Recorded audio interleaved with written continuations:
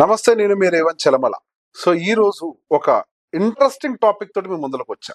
ఇది చాలా మందికి ఒక ఫేవరెట్ సబ్జెక్ట్. అరే, హోమ్ లోన్ తీసుకున్నా, నేను ఒక ఎక్స్ట్రా ఈఎంఐ కడతా. స్ట్రాటజీ ఉంటుంది కదా, 13 months ఈఎంఐ, ఒక మంత్ ఎక్స్ట్రా ఈఎంఐ కట్టేస్తా, ఎర్లీగా నా ఈఎంఐ క్లియర్ అయిపోతుంది, నేను తొందరగా డెట్ ఫ్రీ అయిపోతా. సో బేసిక్ గా దీని వెనకాల ఉండేటువంటి మ్యాథ్ ఏంటి అనేది ఒకసారి మీకు ఎక్స్ప్లెయిన్ చేసే ప్రయత్నం చేస్తాను.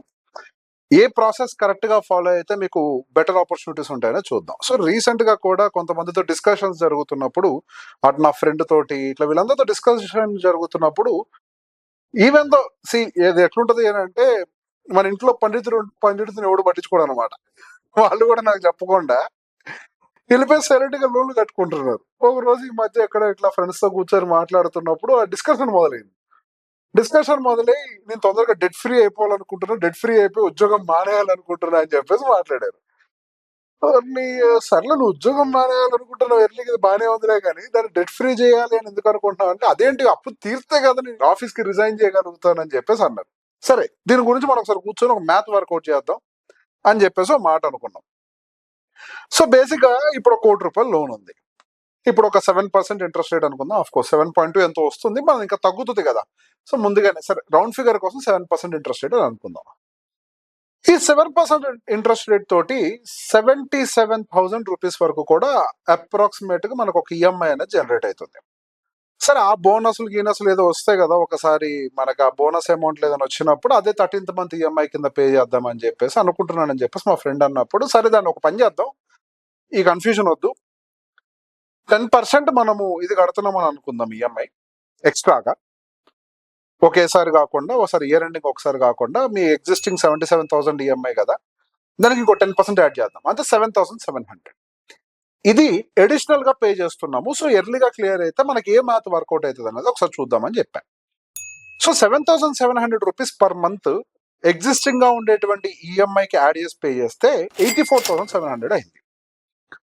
సో దీంతో క్యాలిక్యులేట్ చేసినప్పుడు ఐడెంటిఫై చేసింది ఏంటి అని అంటే, ఓవరాల్ గా వాళ్ళ డెట్ అనేది 16 years 9 months లో క్లియర్ ఆఫ్ అయిపోతుంది. It's very good. 3 సంవత్సరాలు మిగిలింది. It's not a small thing.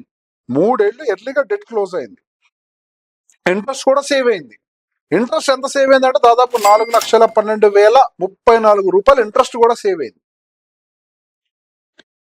మరి ₹4,00,000 నేను బ్యాంక్ కోడ్కి ఎక్స్ట్రా కడుతున్నానని ఫీల్ అయ్యాడు ఒకసారి లెక్క వేయగానే. ఏంటి ఇప్పుడు ఇట్లా కట్టేస్తే నాకు 4,00,000 మిగులుతాయి, నేను పని చేస్తా 20% కడతాను అన్నాడు.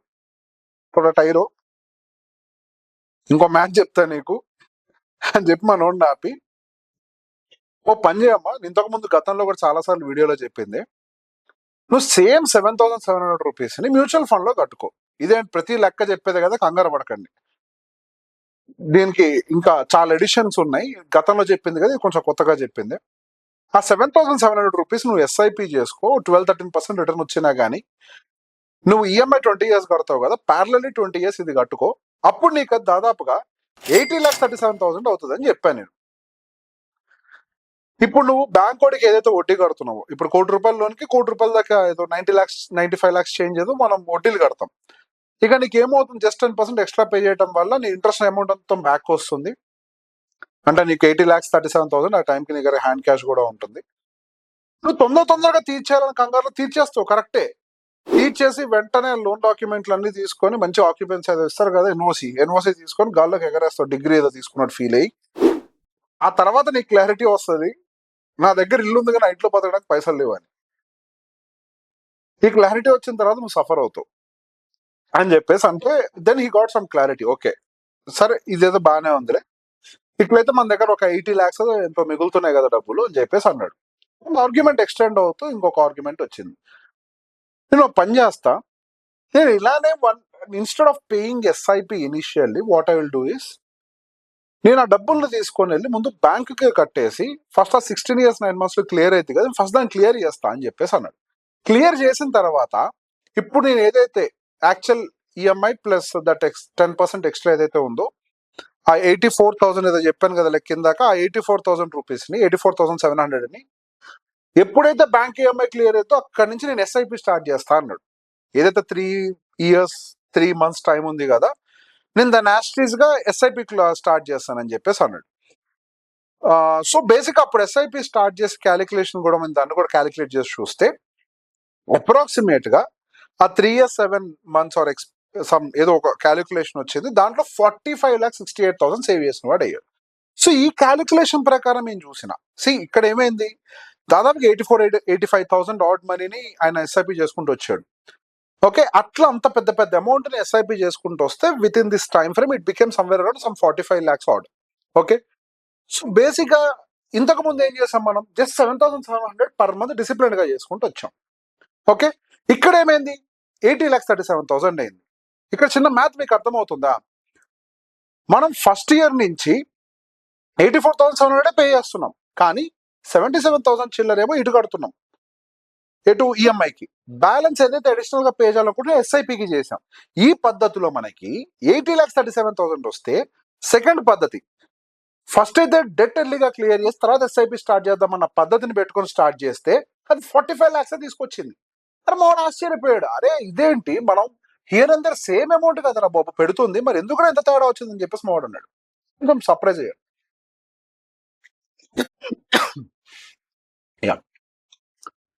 సో బేసిక్ గా నేను అప్పుడు ఒక మాట చెప్పాను, అరే అందరూ అనుకుంటారు వెల్త్ ని క్రియేట్ చేసేది మనం పెట్టే ఇన్వెస్ట్మెంట్ అని.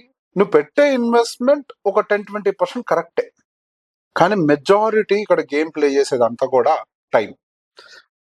ఇక నువ్వు 7,700 ఎస్ఐపి చేసిన దానికి 20 సంవత్సరాలు టైం ఇచ్చావు, 85,000 ఎస్ఐపి చేసిన దానికి 3 సంవత్సరాలే టైం ఇచ్చావు. సో ద బిగ్గెస్ట్ గేమ్ అంతా ఇక్కడ ఆడింది మనకి ఎస్ఐపి.